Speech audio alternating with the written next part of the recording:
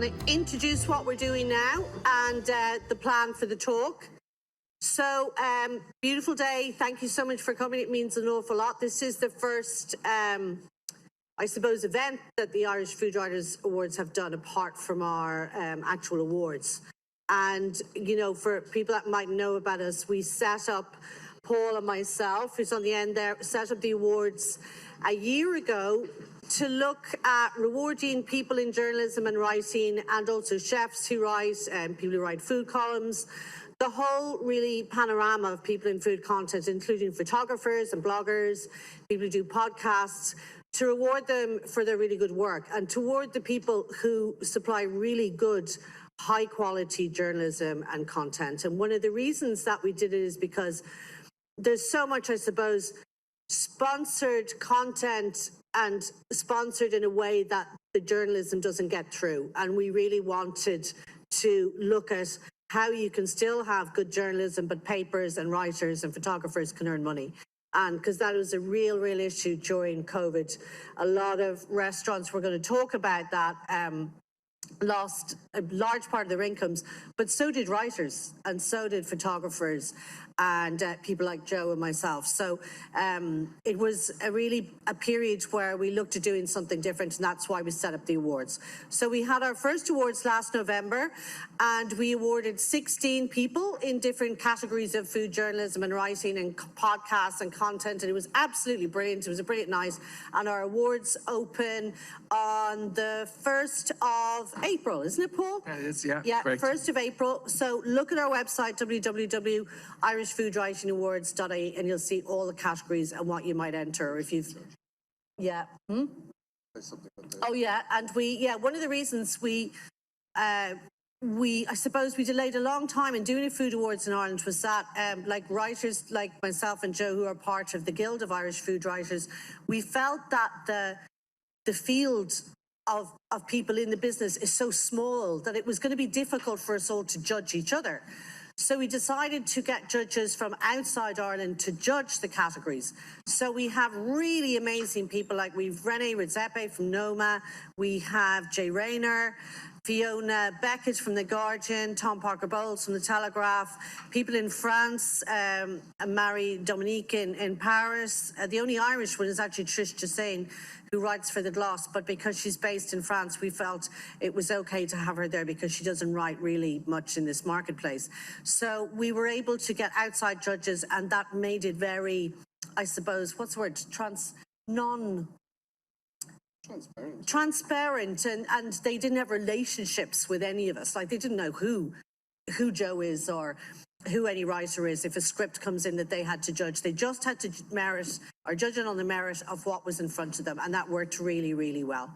So I'd just like to introduce our panel. Obviously, we're talking about Irish food. It's St. Patrick's Festival and all the cliched things that involves, but also all the wonderful things, and looking at how we can maybe express ourselves more through food and drink in the future, and not so much kind of alcohol, which is what a lot of our culture is known for. It's kind of the crack and the drinking and not the food. So we're going to talk about that, and I'll just introduce everybody. So from my right, I've Gaz Smith. You might know him from Michael's in Mount Merrion. He's huge on social media. If you're on Twitter or Insta, he's on it all day long.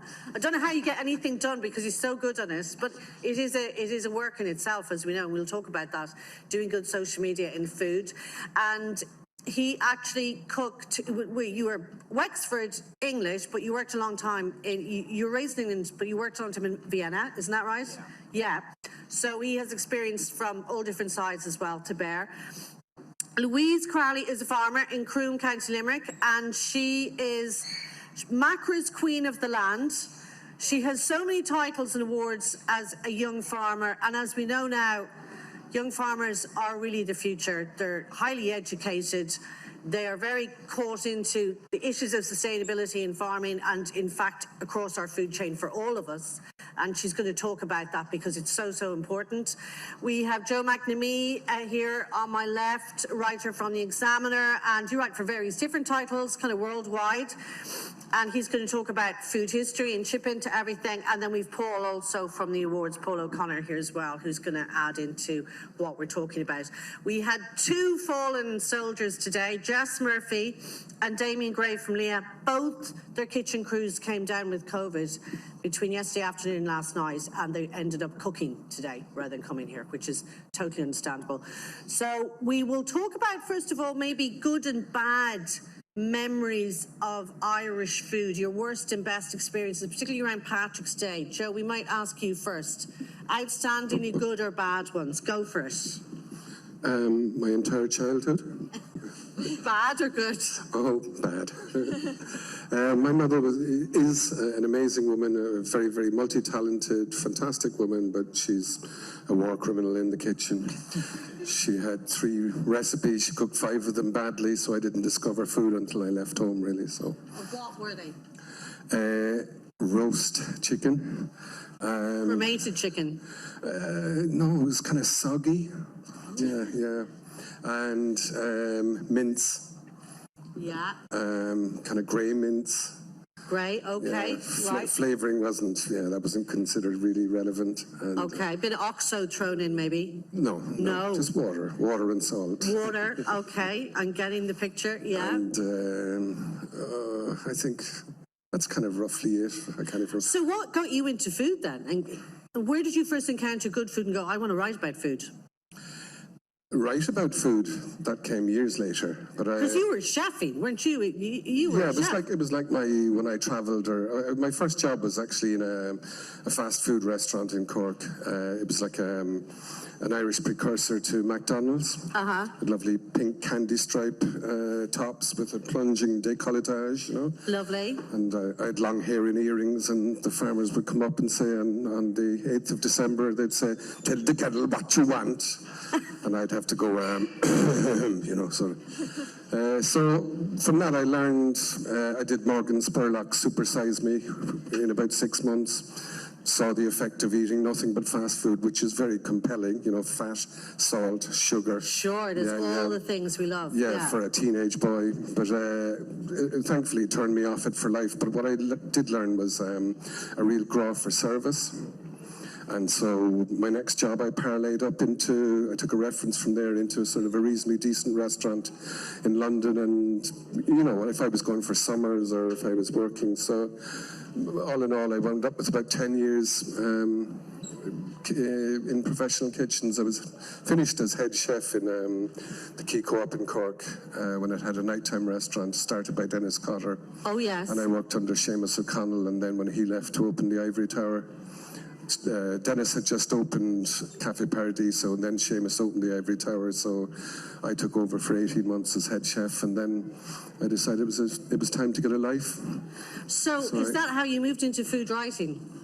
From kitchens, or did it take a few more years of doing different things? No, I trained as a graphic designer. Okay. And I did that for years and years, but I was always into writing. And then around maybe 90, whenever Food Confidential came out, Anthony Bourdain's book, somebody who knew me from The Examiner said, "This book is out. Would you consider writing whether this is real or not?" So I wrote a piece, and that was my entry into journalism. But I wound up becoming an arts editor for a number of years for The Examiner.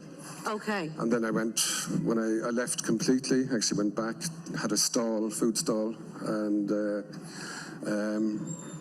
was asked to go back writing again. And this time I said I'd just do nothing but food.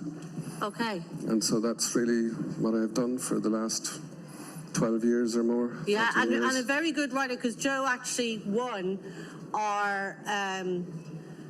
was it for Restaurant Critic? It was a Restaurant Critic Award, because we have a lot of different categories, like we feature article, cookery writing, but you won Restaurant Critic, and the judges were Tom Parker Bowles and Xantha Clay, who really are lovely writers, and they gave you so much high praise actually for your work. It was amazing. Paul, chip into us on your best good food and bad Irish food memories. Well, my mum was not a good cook, so... this is a kind of a running... And that actually rolled on through the family, really. So our food, certainly early memories of food was similar to yourself, chicken, and also soggy. However she got that, I don't know. Soggy roast chicken? It was amazing. awful. It was awful. And similarly mince as well. Everything with mince. 3 days a week at least there would be mince, and it would be one day with a can of tomatoes, another and nothing else, no other flavouring. There's posh. Yeah. Another day with peas, maybe peas and mince. Peas and bisto gravy. Yeah. And so it was at the simple level. But my grandfather, who had travelled to India when he was working, had brought home spices that my dad, who was busy working all our grown-up years, but actually we discovered later was actually a really good cook, and he knew how to use all the spices and cook Indian food. And so anytime it was suggested that if Dad had a day off, he said, "Dad, you're cooking,"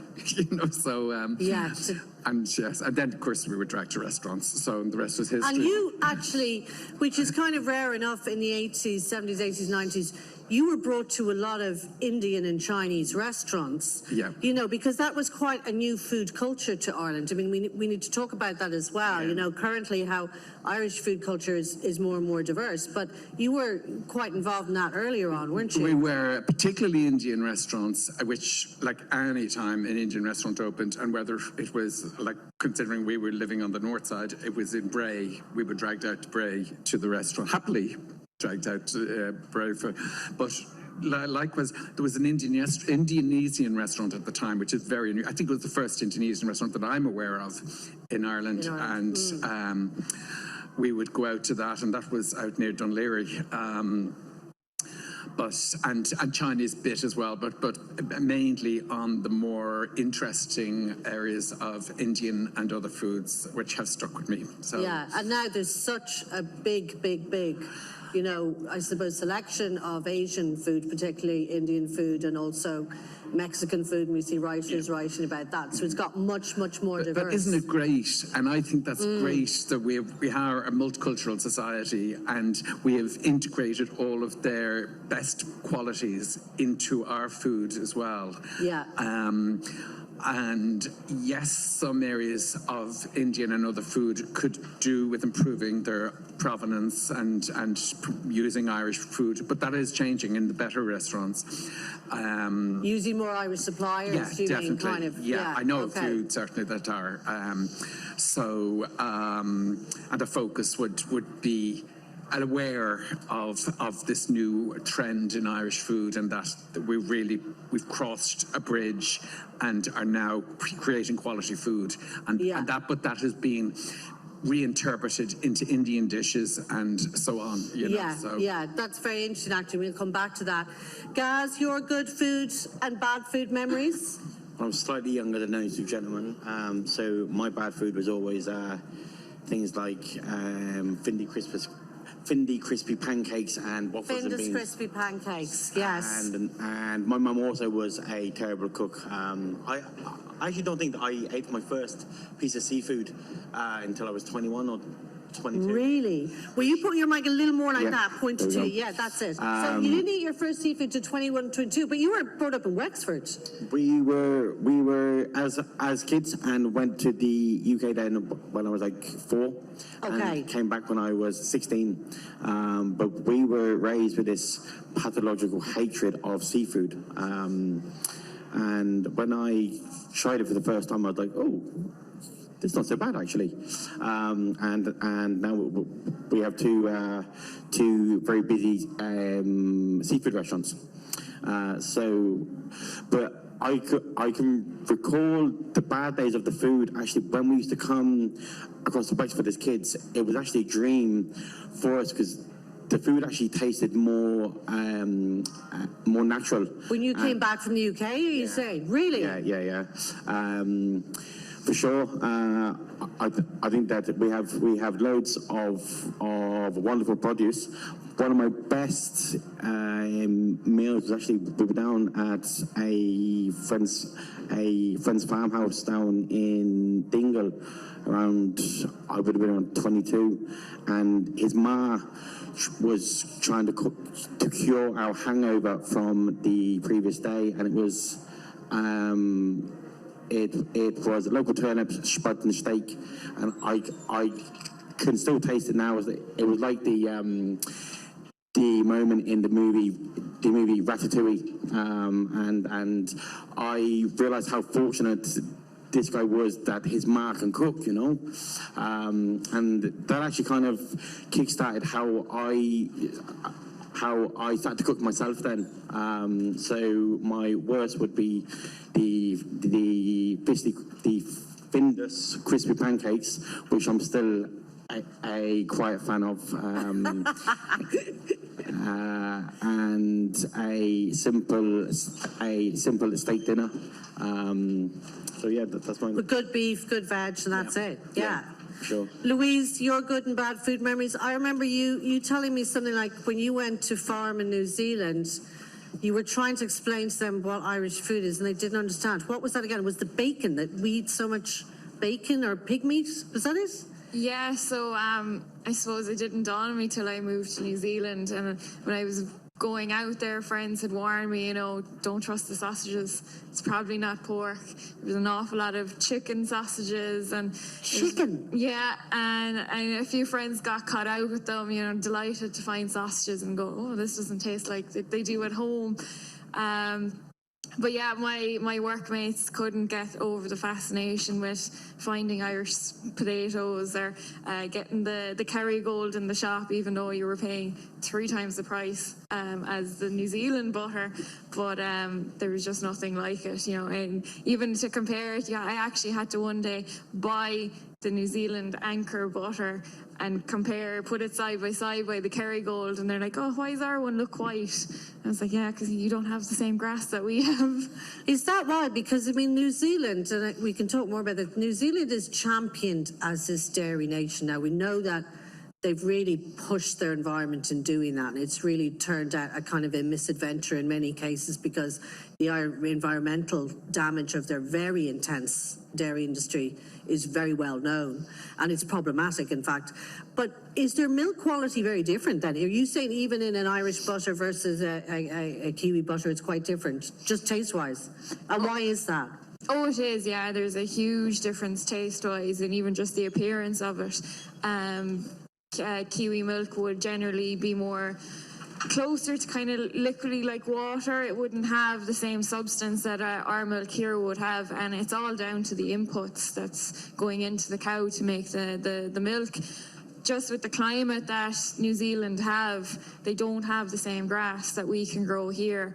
I was over there on a 1,000 cow farm. I was allocated the care of 300 cows.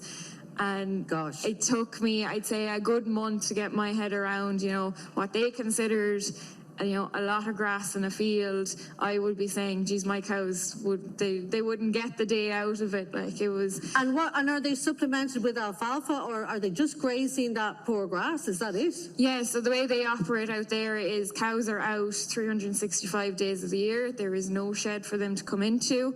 They are out all the time. They went through massive, when I was there, we had a drought and we had a flood, and the cows still had to go out in it.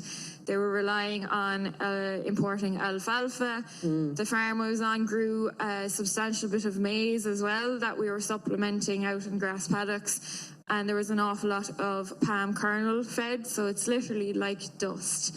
And we were feeding it out in troughs 3 and 4 times a day. Just there's no real feed value in it. It's just to fill them and to try and stretch what grass was there. Like compared to the Irish situation here, 99% of farmers won't know what palm kernel is here. I came home from New Zealand, and after a year, I was out there in 2017. I came home later that year, and 2018 we had the worst drought Irish dairy has seen in a lot of farmers' memories.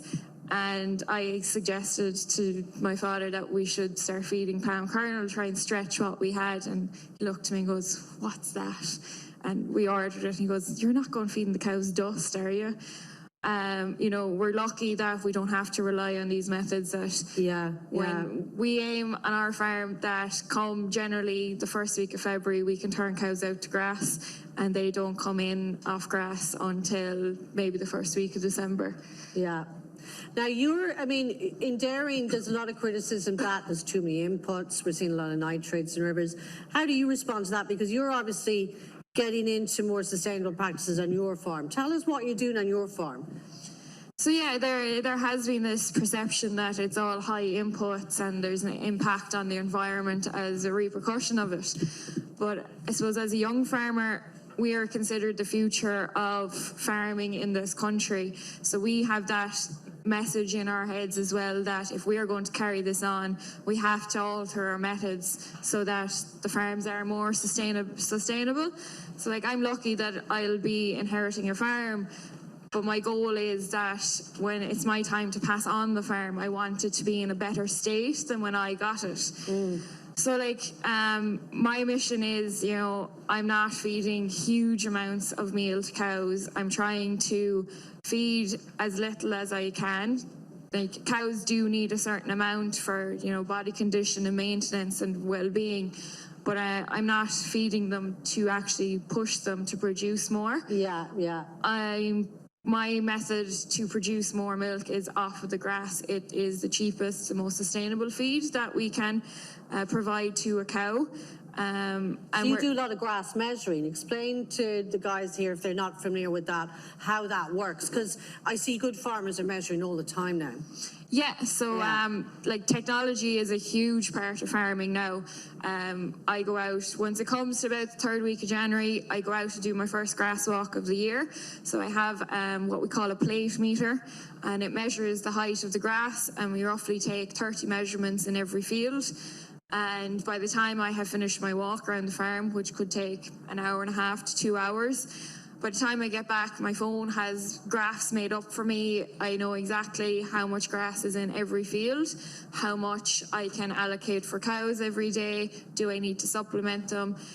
In the summer months, I'll know if I need to put out fertilizer to push grass growth, or if I can hold back that there's maybe too much there. The aim is, on the farm, we don't want extremely long grass in fields because cows don't want to eat that. It's not palatable for them, and grass, milk quality will suffer for it and production will suffer. So it is a fine balance between going in too early and going in too late grazing paddocks. Yeah, and it's very finely balanced because you don't put inputs in because they're more expensive. Obviously, we've seen, and we'll talk about this in a bit as well, that people might be familiar with that since the war began in Ukraine, but actually it started, this kind of crisis started last August with Russia withholding gas. If you have a ton of fertilizer, the chief ingredient, the chief price in the fertilizer is actually the gas used to produce it. So fertilizer started rocketing up last autumn, didn't it? And now it's just gone completely stratospheric. It was actually, I was at a farmers meeting last week, and I was reading out the minutes from our meeting in January 2021, and there was comments from farmers saying, fertilizer prices are going up, things are getting expensive. Little did we know, 12 months later, that fertilizer is now unaffordable for some farmers. A lot of the beef and sheep farmers have very little bought because, the dairy farmer, to get his supply of fertilizer, has actually had to go to the bank and get out loans this year because it's gone so expensive. The actual store selling it can't give us credit anymore. So yeah, I heard the millers and the agents are running out of money and they don't want to extend credit to people. Yeah, I think that I can't blame them for it either, because I think they've run out of credit themselves for their own businesses, and it's a huge risk. I ordered fertilizer there last week just to carry me. It won't even carry me the full year. One truckload has cost me €25,000. So like this time last year, it was half that. Yeah. So, it's a year that's definitely going to show what farmers can do in terms of the guys that aren't grass measuring are going to have to start We need to start using what we have on our farms and making use of natural resources like slurry and especially through methods like low emission slurry spreading, getting the most value out of it with the least impact on the environment as well. Yeah. There's a lot there. We might come back to it. Gaz, looking at Irish ingredients, I mean, if we go back to this question of an Irish cuisine, is it about ingredients, and is it just that we have this bundle of amazing ingredients that we've kind of discovered now, like seafood, like dairy, like our good beef, or do we have an actual style of cuisine emerging from that, which is another step, isn't it? It's not, or is it just a bundle of ingredients and we're talking ourselves up? No, I think it's always been there very historically. I think over the last 15 years, people have become more aware of the branding and the marketing. Perhaps we've only realised just how good it is because we've started to travel more. When you do travel more and you would taste the milk and the butter and the beef and think, you know what, ours is much better, especially in terms of our seafood. I genuinely believe that we have the best seafood, beef and dairy in the world by a mile, and Spuds too. Would you agree that a good deal of this, as much as we complain about the rain and the weather, that's what gives us the great grass? It does, yeah. Which feeds the cows, which comes through in the dairy. When we lived in Vienna, I'd always had in my head that the Viennese milk would be fantastically creamy and would be more tasty, and it just was not the case whatsoever. And they, of course, they don't put any salt in their butter, which is an absolute travesty. And in France, they don't either. Yeah, the unsalted butter. So I think that for sure over there, the produce has always been there. I think we're starting to truly believe just how good the produce is. I don't think we are trying to reinvent the wheel in terms of changing the classics. They're the classics for a very good reason. We've always used what we have.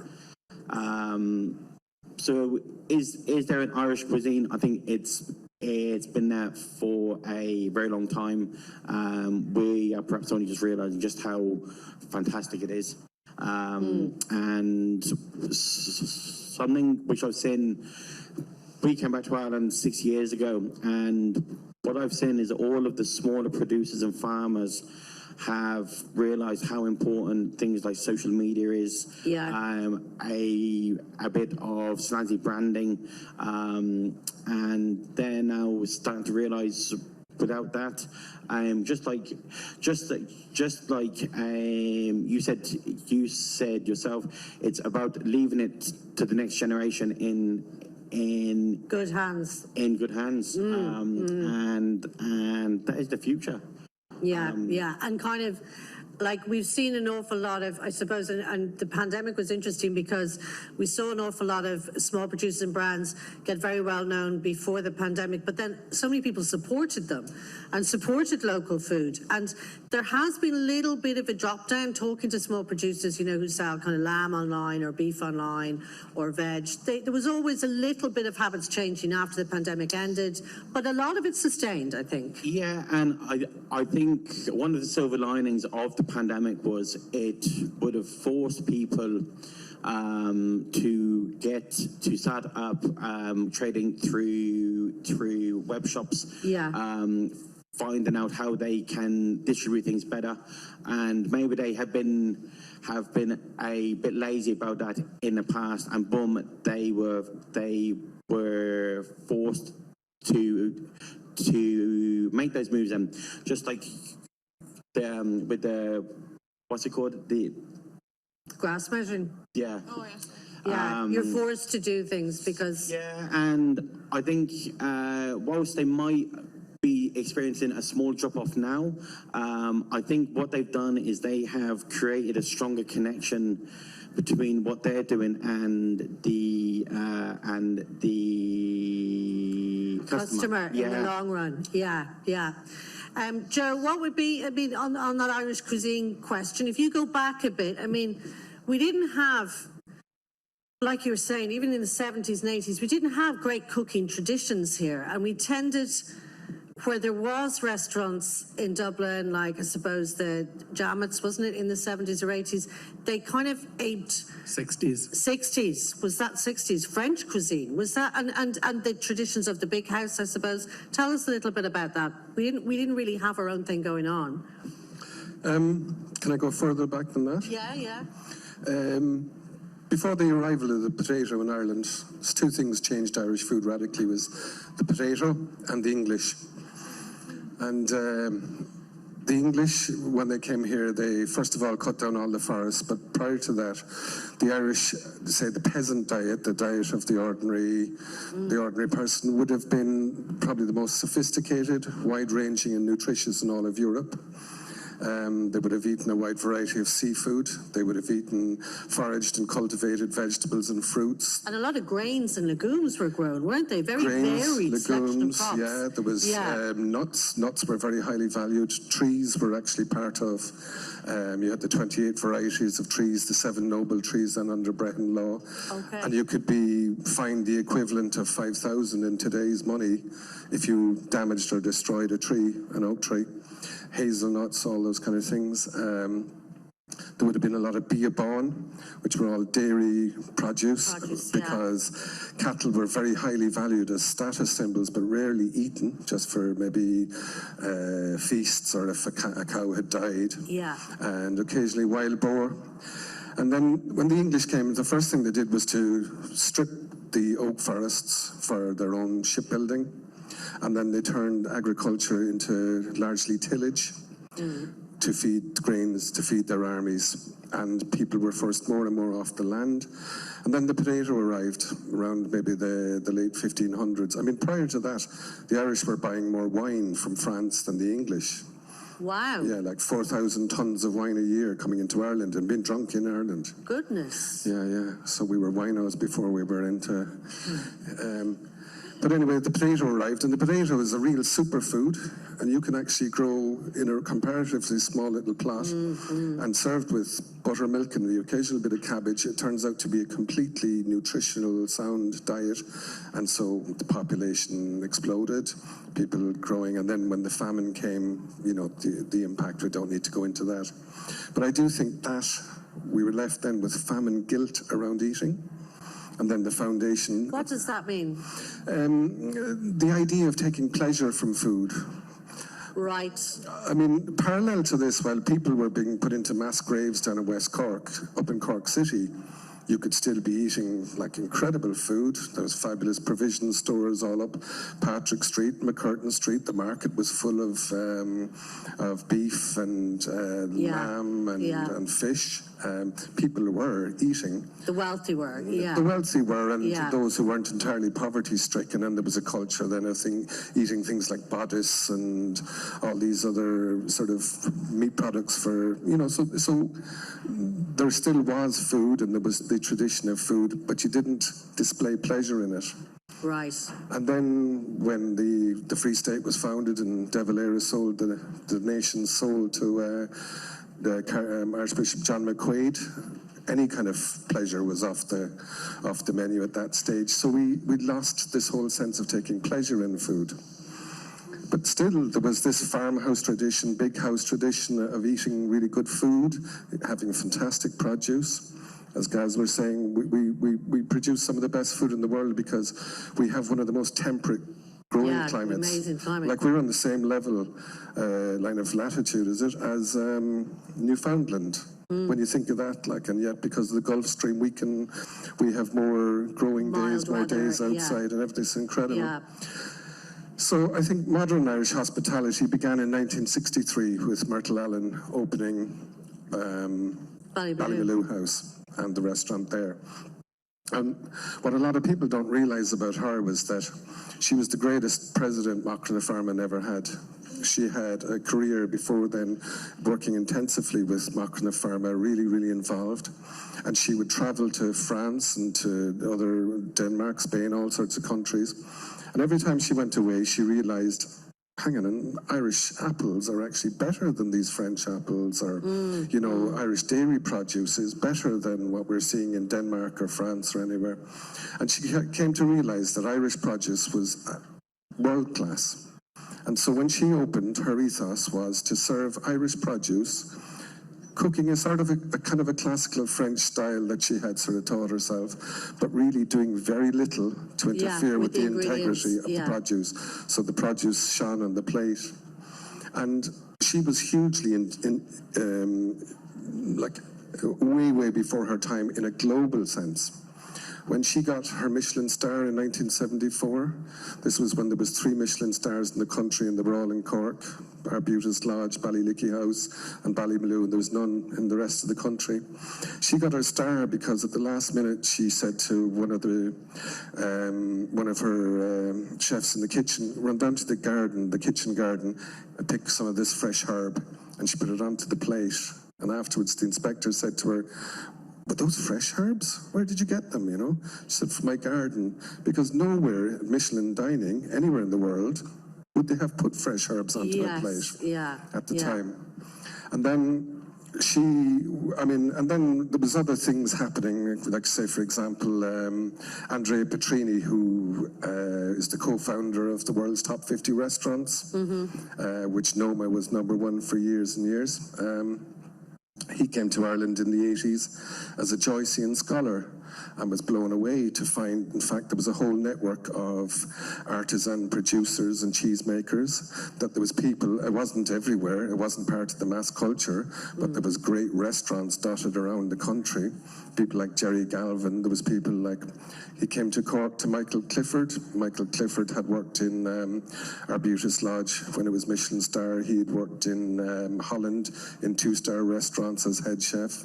And he served up a dish with black pudding. And he was saying it was the first time he'd ever seen a peasant food, like a blood pudding, served up in a fine dining, environment. And so there was this, but still it was buried under this, you know, we don't really engage with food. And during the 80s, Myrtle Allen was our Eurotalk commissioner at the very beginning of it, and she was hugely influential. And there's a guy from Denmark, the Danish commissioner at the time. Eurotalk is an organization for promoting traditional standards and practices in cooking. It was a kind of reaction against all this processed fast food. And she said we were second tier, along with maybe the Danes. Up in the top tier were all the food countries, purportedly France and Italy and Spain. And so she met this guy, Klaus Meyer, and he was greatly taken with her. And Klaus Meyer now is a TV chef and restaurateur in Denmark, but he's also the actual original founder of Noma. It's not René Redzepi. René Redzepi was actually his 3rd or 4th choice down a list when he couldn't get a Michelin-starred English chef that he wanted. And so he said, I want to do what Myrtle Allen was doing, locavore, 50 years after when the word was finally coming into play. She was a locavore. She was using local produce cultivated or foraged before foraged was a word. And so he said, they said to René Redzepi, I want you to go out and learn about what you can forage and what you can get locally. And that grew into the Nordic Cooking Manifesto, which became the most influential thing in world food. But then and he credited at Ballymaloe Litfest, he credited Myrtle Allen with that. Which starts now. But how come then the Nordic food movement and Noma is the most famous restaurant in the world? Why don't we have that? Why, if we began that and they took the learnings from here, why don't we have that reputation? Well, I think we still had that, like, alienation from food. I mean, if you're asking about an Irish cuisine, or if you're talking about world cuisines, I mean, like we talk about the amazing Italian cuisine, but Yeah. like slow food started in '86 in Italy because Carlo Petrini, the founder there, was appalled to see McDonald's opening in Rome. Yeah, You know, you yeah. can get pizza with chips on it in Italy. You know, there's, like in France, McDonald's is the largest private employer. The biggest fast food at the moment is in France is the French tacos. Anybody ever hear of the French tacos? No. Look it up, my Jesus. It's quite something. It's like a cross between a burrito, a panini, and a kebab. And it's got 3 different types of cheeses: cheese sauce, harissa, You'd love this, Gaz. chips. I'm all over this. Yeah, you're all over this. And a choice of sausages or whatever, and it's all put in. But what they actually have is that eating, the love of eating, the love of food is part of their culture. We don't have that. It's an existential part of the national character, but we didn't have that. But I think the Celtic Tiger taught us that it was, hey, it's okay to spend on food. Yeah. Now, and there was a lot of excess, there was a lot of fusion, there was a lot of this. But now we're in a generation where you have ordinary kids, people who celebrate the idea of going and eating food, who like the idea of cooking. Yes. Like my son now, when I was his age, my idea would have been 1 bag of crisps and 12 pints. Yeah. His idea is kind of going out, having some food, and I mean, he's well able to party when he needs But there's to. so much more into food. Do you think that, Louise, people your age? Definitely, I think. I suppose as you get into your 20s, you've kind of done your partying, a small bit. Are they eating better, more interested in provenance? I think there is definitely more of an interest in what we're eating and our diets out there. I know myself personally, I've been out to eat in restaurants in the last 3 months, I'd say more. I don't think I have actually been in a pub for a drink. I've been more interested in getting out and being able to eat something good. I suppose we've been cooped up for so long too at home when you were cooking for yourself. But I think that brought a new interest into it for young people too. We were seeing social media videos of people cooking different recipes, and whether it was on Instagram and TikTok and people going, oh, I can try that. And it kind of got a new interest. If you had success with one recipe, oh, I'll try something else. I tried a few myself. I think I'm better at producing the ingredients than actually producing the meal. But, it did have a new respect for the food that we go out to eat. Yeah, and I think, but what do you think that, Gaz, as well? Yeah, so I was just going to touch on that. We've actually found a pattern when we reopened after the lockdowns. We didn't go back to the 3-course menu, which we had always built everything around, sort of, And my kind of thinking was that most people were taking the 3-course menu because they felt it was the best value, but often they were being forced into 3 courses that they didn't really want. Yeah, for sure, And nobody's asking for it, and they're actually choosing to have 2 courses that they really want, and it's costing the same price as 3 courses that they didn't really want. But better quality. And it's turned into less food waste, less food production. Yeah. Less plates to clean, and I would have been guilty of that myself because I'm greedy. I would have got the 3 courses mainly for the sake of it. Yeah. We're finding the same for the wines as well, especially when the restaurants were closed, and I think people had better choices of wines in shops. They now know what good wines are, and I don't think shops can go back to serving crappy wines again. Yeah. And we're finding that just like the food, they're choosing to have 2 glasses of a wine that they really want, rather than 4 glasses of a bad wine. Yeah. And I was actually crunching the data and numbers for the first quarter yesterday. For the first time ever, 2 of the top 10 moving wines in Michael's are with no booze in them. Really? They're non-alcoholic? Yeah. So number 4 and number 8, whereas that would have never been the case before. No. So there no. is definitely a pattern that we're seeing of people being more conscious of what they. How much they're drinking, maybe. Yeah. I've just got to preface that with I am not that person. I do go and mill the pints and get my 4 courses. Everything, but, just get it all into. Yeah, but Paul. Yeah. On that note, like,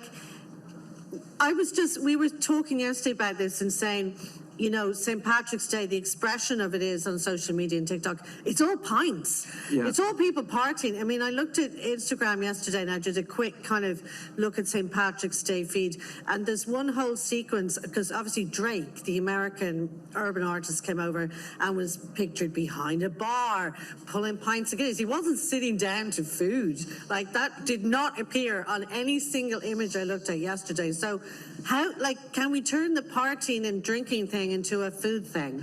I don't think it helps that every time a celebrity comes over to Ireland, or say royalty, for example. That's very true. They're immediately shoved into a pint situation. Into or a bar. particular storeroom, house or whatever, and pouring a pint and pulling a pint. And you can see them making a face thinking they really don't want to drink, you know, this local brew. And because we kind of keep falling back on that. We're pushing it on them, you know. I know. So it's like it's the photo ops, and whereas the photo ops aren't trying out good Irish food. Now there was, of course, exception with the Queen of England went to the English market. Yeah, that was a famous moment. Yeah, but at least that was food focused, and she had also had good sense, or her advisor had good sense not to have her pull a pint of Guinness behind the bar in O'Reilly's up the road, you know. So, but so we have ourselves to blame for that too, from the top down. And yes, there was no focus on food whatsoever for St. Patrick's Day. It was all booze. And will that change? Could you see it changing? I can see it changing, because in the wider sense, we have changed. Like over, you know, the year, as Louise said, she hasn't been to a pub in months, but she's been to those restaurants. That would be my experience too, but then I too anyway. So I think it will change. I think as, you know, younger people are, you know, growing up and going on, they don't have it inbred into them that you've just got to go out and have all those pints. And no offense, Gaz, but yeah, but you can have the pints and the food. I know I hosted a Women in Drinks event recently. It was about women in the drinks industry, and it's absolutely brilliant. There's so many people working in gins and whiskies and distilling and beer, and a lot of them are women. And we had this discussion, and one thing that came up was that I think Ireland had this culture of this kind of penury Catholic thing. And then when there was a feast day, like your local festival feast in your village or your county or whatever, the GAA team won, or Patrick's Day, people would go from 0 to 60. Mm-hmm. They'd really binge. Do you know what I mean? It was a kind of a cultural thing that, because we're all so church going and you're wearing the black mantillas going to church and John Charles McQuaid, and the hangover of all that, decades and decades of kind of don't have fun, you know, go to confession, go to mass in the mornings, keep your head down, don't get above yourself. That when there was an opportunity to kind of cut loose, people just went totally mental. And is that changing, Joe? Do you know what I'm talking about, that kind of dynamic? Yeah, I mean, it's still a very Irish thing. Like back in, say, kind of maybe before the famine times and maybe 20 years after that, the Irish would have been very much one day a week Catholics. Great party animals. But what they started to do was they started to send Irish priests to Paris to be trained, young seminarians. Yes, yeah. And they were trained as a kind of Jansenist strain of Catholicism, which was very puritanical and very rigid and strict. Yeah. And then they started to exert more and more control, and you know, drinking became this kind of It didn't. It was the temperance movement. We're forgetting And about the that. temperance movement as well. So it yeah. was like drinking was bad, enjoying yourself was bad. Yeah. So then when people got the opportunity to do it, I think they went kind of mental. Yeah, if I'm going to sin, I might as well get all the sin just into get this it all particular done. session. Yeah. And just on that note, Joe, do you think, because I've heard this phrase used before, that the reason we don't eat as much seafood here as we should is because it was always done on a Friday and was considered a bit of a punishment? That's true, yeah. And what's your thoughts on that? Well, as I was saying, once upon a time there was a huge tradition of living off the sea. All sorts of things, eating seabirds, the eggs of seabirds, eating seaweed during, even the Antonbo Kulna. Seaweed is actually a gift you give to a very esteemed guest. There was all the freshwater fish, there was all the sea. They weren't such great fishermen, but they would avail of all the shellfish, Or gatherers. Middens of oyster shells and mussel shells and clams and all this. But by the time of the famine, they had lost so much food knowledge. Like the boats were there. Very often the boats were torn apart to burn for fuel, or they didn't have the resources to go out. And boats anyway were only really to supply the immediate hinterland. There wasn't the chain of supply that would bring fish into the centre of the country. Even when, say, Sally Barnes, to skip forward many years of Woodcock Smokery, she recalls when her then husband Colin was fishing for salmon in the 80s and 70s and 80s, and Irish salmon was worth really very, very little because they didn't have the ice on the boats to bring it in and keep it that fresh. You couldn't really store it. It was you hard couldn't to store tell, it. yeah. And then, for example, my mother, I think she cooked fish once. She might have been slow cooking a shoulder of pork or something. It went on for so long. And you can imagine what that tastes like. And too many people know what that tastes like. Fish that's really past its sell-by date, and then it's overcooked just to prevent you from getting food poisoning or whatever. It's hardly any wonder that we have such horrid memories of eating fish and seafood, Yeah. And to eat it now, like say what Gaz is doing, it's just a world-class dish. Yeah. Exactly, and I was wondering on that, if are you finding it, or how difficult are you finding it to get seafood, to get fish, because so much is exported? And the price is so high because it's all exported. To be honest, the hardest part of my working day is sourcing local seafood, and I find it a travesty that we export so much, and we find it hard to serve that to our guests. So it's actually harder for me to purchase than to sell. Because you have to compete with the market that someone's going to spend in San Sebastian, because that's a lot of Irish seafood. In Paris, I was there a few weeks ago, I asked where the mussels came from, Ireland. It's just crazy. It's all going all over Europe. It is crazy, and myself and Joe were discussing that this morning. We would get people who would say they wish that they could get the same food as they would get in France, Portugal, and Spain, and that's because it's ours. 80% of our premium seafood is exported. Yeah. So just. No, go on. It's just someone talking at the door. Sorry, so just to get the crab into the restaurant today, I had to jump through hoops. We're at the mercy of the tides. So the crab guys don't know when they're going to land the crab. But there is always a big truck full of seawater that will take every bit of crab that they catch, and they can just park up beside that.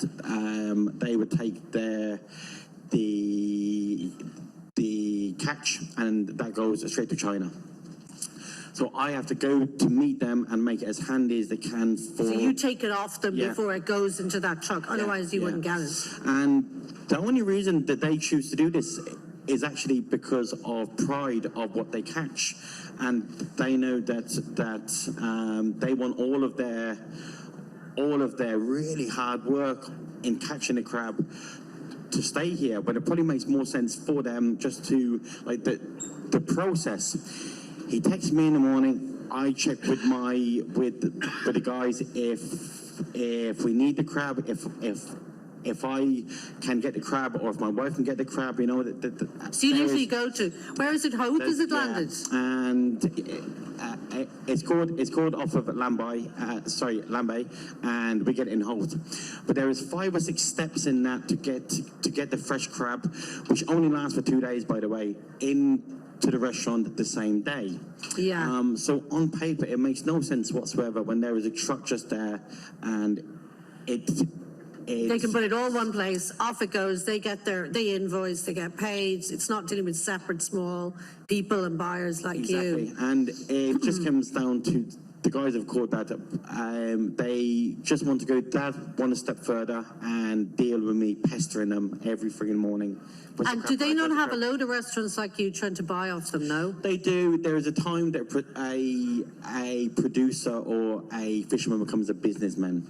And most of them aren't comfortable in that role. They just want to go and catch the crab. They don't want to be chasing 30 restaurants. Yeah, I know. Paying bills.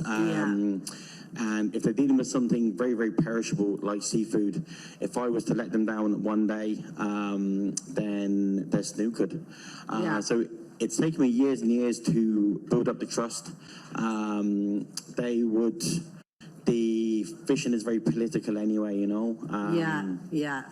So, and it's a high cost business. I heard a lot on Joe Duffy last week saying to fill his trawler to go out for 6 days from Cork used to be €11,000 in diesel, which is so frightening, that thought alone. It's now 22, so they're not going out. That's the other thing that... I mean, the ramifications of the fuel rise on fishing has been massive. You don't even think of it. But if we've always had a perception that fish is an inferior foodstuff, I mean, now we're kind of getting around, but the message is it's cheap and nutritious. It shouldn't be cheap. It shouldn't be cheap. It's no, it like shouldn't. It's certainly not. Crab meat is currently twice the price of premium beef fillet. Really? Wow. Yeah. But the point of that is that the consumer finds it very hard to actually pay the real value of that price, as they do for most food. Yeah, but consumers, I think all of us, everyone in this room, we all have rising heating bills, rising petrol going into your car or diesel. I have a combination car, so at least it takes some of the heat off the cost in rising fuel. But in terms of your home, in terms of your buying power, the supermarket food inflation has gone up. I think bread has gone up below 3.5% since January. Food inflation is expected to be 10% this year. So a lot of us will be complaining about the cost of food, yet in restaurants, you're paying more for the fish because your man is paying more for his diesel, every single cost. Louise is paying twice for her fertilizer, therefore the animals you're selling. Maybe tell them about, Louise has a dairy farm, so they calve down all the dairy cows, and those dairy cows are milked, and she sells them at 50 days old off the farm, and that's a very humane situation. By law, you can sell calves at 2 weeks old. But when they're 2 weeks old, if you've ever seen a 2-week-old calf, they're like a little doll, they're tiny, and they're very susceptible to pneumonia and chills, and a lot of them die, and they're exported at 2 weeks, and it shouldn't be happening. But Louise is very welfare friendly, and she keeps her for 50 days. Tell us what you sold your calves for the other day. This is going to shock people. So yeah, I took calves up Wednesday evening to the local mart. I knew by talking to other farmers, I probably wasn't going to make a profit on them, but 50-day-old calves sold for €5, and the mart took €3 for me to sell them, so I actually made €2, and it probably cost me that €2 to drive and take them. Let alone all the feed and all the kind of care you've been giving them. When you take into account, so the milk. For that calf to be born, I had to spend roughly about €30 to buy the straw to put the cow in calf. We had to feed her with pre-calving minerals to make sure the calf was healthy and the cow was healthy. Either myself or my dad stayed up that night and watched her like a hawk to make sure she calved just fine. As soon as the calf is born on our farm, The cow gets about 10 to 15 minutes with the calf. We separate them for calf welfare. The calf is fed in the first hour of its life to make sure it gets all the vitamins and nutrients then from the colostrum, because if a calf doesn't get that in the first hour, it doesn't matter how well you care for them in the rest of their life, they're always going to be behind the rest of them. And then it's twice a day feeding, me checking. I do the sole calf rearing in our farm. So there's checking them several times a day, making sure they always have clean water, bedding. The tag alone costs about €5 to put on them. The ear tag? Yeah. So the ear tag is worth more than the animal? Yeah, pretty much at the moment, yeah. There's something really take wrong into with that. account, if I kept the calf for 30 days, it roughly would cost me about €70 in milk just to feed them. So, like, even if the calf made €100, it wouldn't cover the costs of me having that calf. But, like, at the end of the day, the calves aren't worthless, and the way the market is kind of going and this perception of the bull calf, it's going to create animal welfare issues. Massively, yeah. Because if we're not at least covering the cost of the calf, people are poorer farmers out there, and it's a minority, but they will start to treat them like they're worthless. Yeah, And no animal is worthless. Yeah.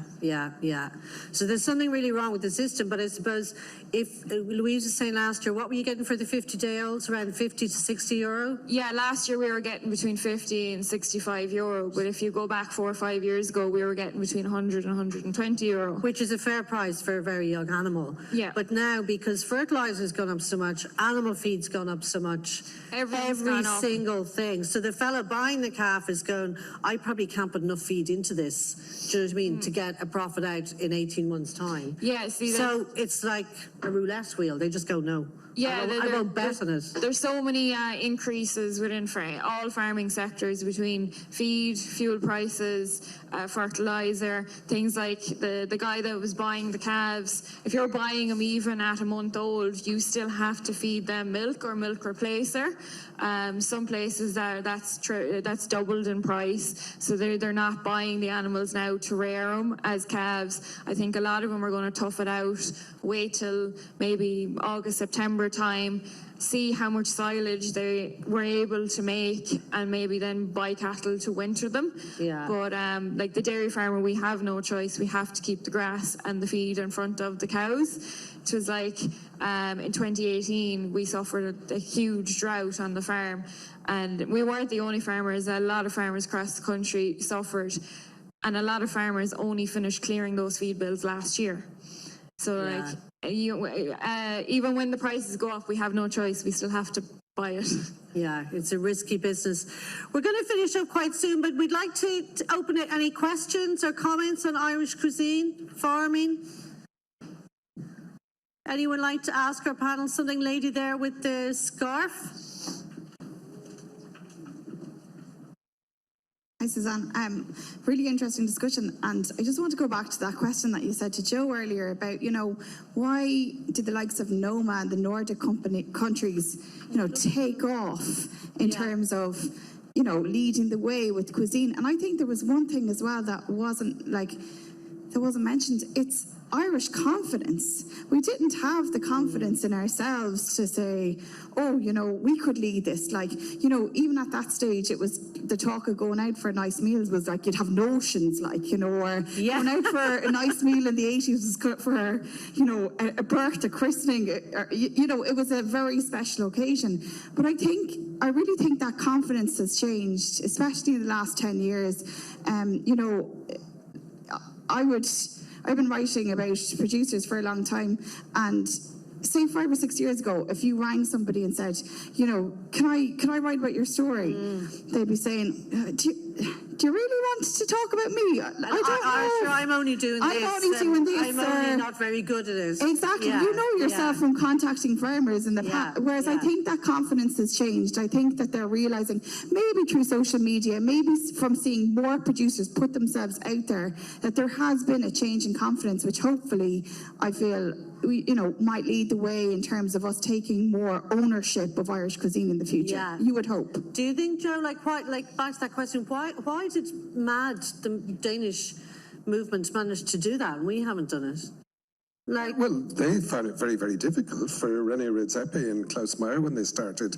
They were really fighting an uphill battle because in Denmark there's this, I can't remember the Danish word, but it's essentially the cutting down of tall poppies, of anybody who gets above themselves. Oh, right. And Denmark is very, very similar as well. That was the other thing that Klaus Meyer used to say. Back in the 80s, they were eating the Findus crispy pancakes. They were seen as, along with Ireland, as two economies really based in agriculture, but it was an agriculture based around intensification and processed food like Danish pork. Danish pork over and over, but like, you know, standards around Danish pork were very, very poor. So they had to go through the same thing of educating. They were very lucky that Klaus Meyer had a huge profile and René Redzepi was quite a genius. And Klaus Meyer will say, I didn't actually recognize that at the start. He just had a gift for creating dishes and a gift for flavor. And then Klaus Meyer was able to draw it and to make it a Nordic manifesto. So it's not just Danish, it's Sweden, it's Norway, it's all the other Nordic countries. They all came on board and plus they're economies where people had money to spend as well too, you know, which makes a big, big difference.